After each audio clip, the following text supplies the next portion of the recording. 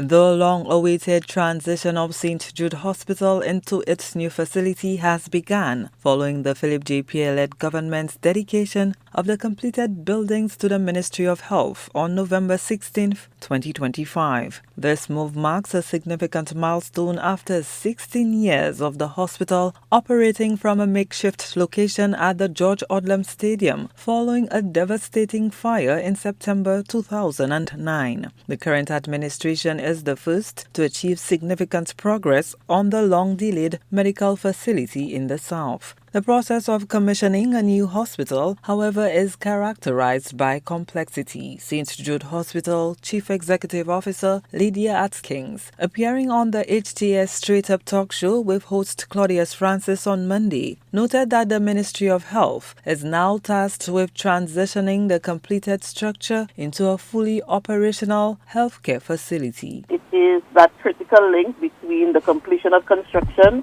and the start of clinical services. And so while it is that the construction phase is complete, it is for the hospital, and again, under the guidance of the Ministry of Health, to complete that commissioning process that changes that facility from a construction site into a site that is ready to deliver clinical services to the people of St. Lucia. Atkins revealed that commissioning is a phased process and a few departments have already been fully transitioned into the new St. Jude Hospital. Among these are the finance and physiotherapy services. I do not know of any hospitals that have been able to end operations at one site in one day and begin operations at another the following. So what we have started to do is the commissioning of those back-end support services. So, for example, we have moved and commissioned the administrative building, which currently now houses for us our finance department as well as our HR unit. Today, we would have started the first of our clinical services over at the OG site, moving and commissioning the physiotherapy department, which can stand as an outpatient service that is separate from your main clinical facility in terms of your inpatient services.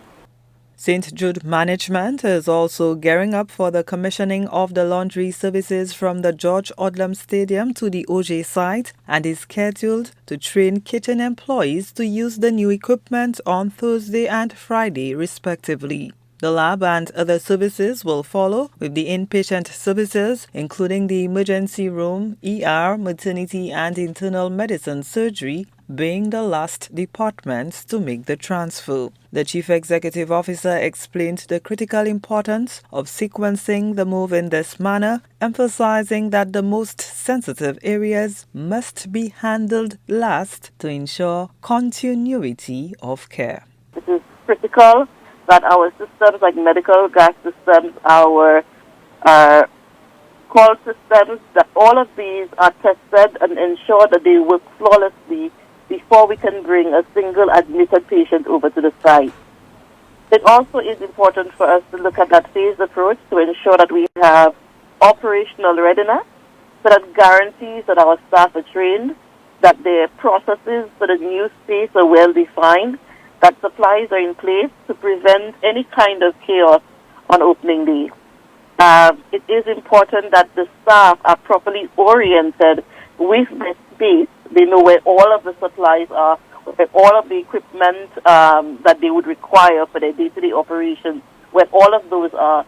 And it would be important for us to do quite a few simulations with the staff for them to be properly oriented with the space at the OG site. The commissioning of St. Jude Hospital has drawn scrutiny from the opposition, which has raised doubts over the handing over and the subsequent activation process. However, the management team remains focused on the methodical transition to fully activate the new OJ site for the benefit of all citizens in the south of St. Lucia.